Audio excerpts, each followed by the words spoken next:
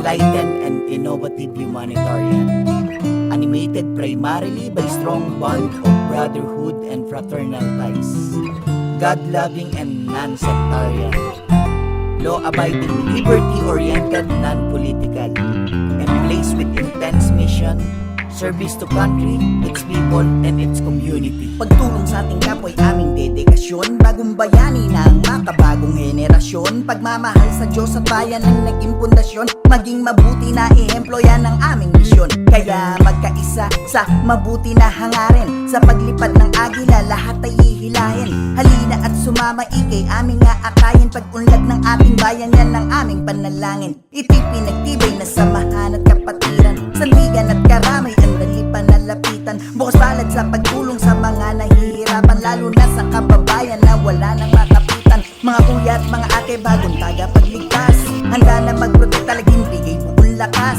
Problema na balakid kami, bahalang maglutas, pantay-pantay na pagtingin, walang mababa na antas. Marami mang problema sa balikat ang pasan, handa kaming tumulong na bigat ay maibsan. Sa paglipad ng agila, sa paglipad ng agila, pagmamahal sa bayan, pagmamahal sa ating Diyos. Sa marami mang problema sa balikat ang pasan, handa kaming tumulong na bigat ay maibsan. Sa paglipad ng agila, sa paglipad ng agila, pagmamahal sa bayan, pagmamahal sa ating Diyos Ama.